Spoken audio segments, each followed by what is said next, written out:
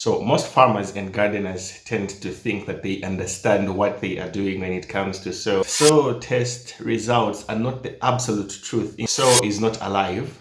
Yes. The ecosystem within it is. Organic nutrients are not superior to synthetic ones. Instead, they are identical.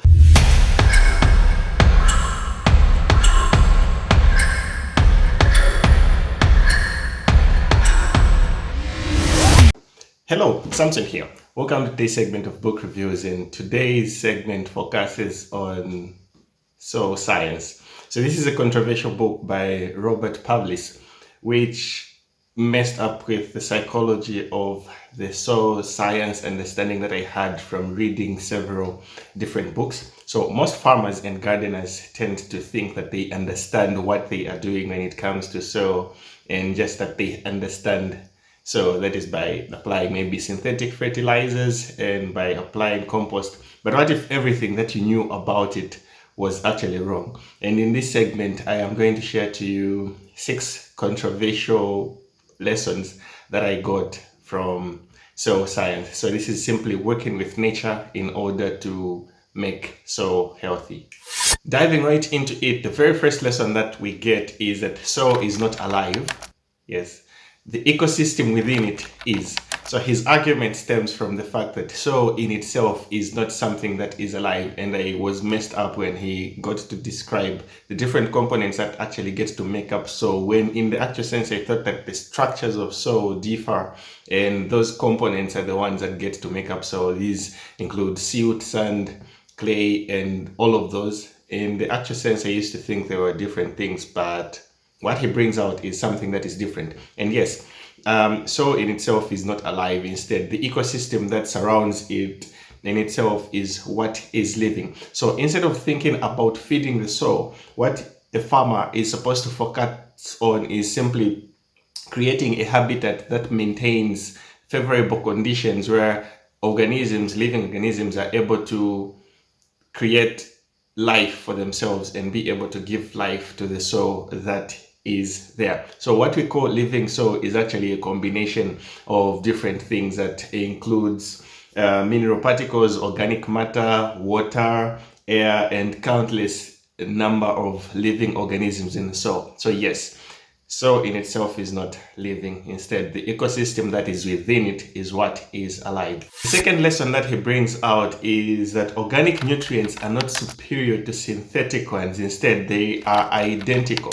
His argument stems from the fact that when you put in, for example, ammonium nitrate in the soil, it's got the same effects that ammonium nitrate gotten from organic matter, from let's say compost or manure, has. The components are one and the same, and that is where the argument stems from. So the benefits of organic amendments aren't more nutritious than the ones from the synthetic ones. Instead, what we need to understand is that when the nutrients in the organic matter, which comes with, let's say, compost, manure, and all, are only able to improve the soil as it is when it comes to different components, things that have to do with humus and other things, they are not in any way superior to what synthetic fertilizers are about. So this is the argument that he brings forward, not to advocate that one is superior to the other. Instead, they are all identical and they get to perform one and the same function.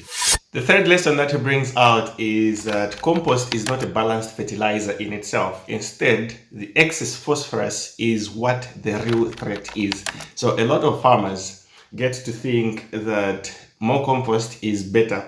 So this is actually dangerous and wrong, in the sense that over application of compost actually gets to have excretion of phosphorus, of which, when phosphorus is in excess, it gets to affect and reduce the yields of different crops because of the effects that it has on the different elements supposed to be taken up by the plants. Hence, compost typically has like the NPK ratio is 1 to 1 to 1 to 1, but in the actual sense, phosphorus is mostly like on the higher side, or on the higher content ratio when we just look at it from the logical perspective. So the excess phosphorus accumulation in the soil becomes toxic to actually mycorrhizal fungi, which is a very important component for the plants and for the soil if we are going to get to have a lot of nutrients actually taken up by the plant.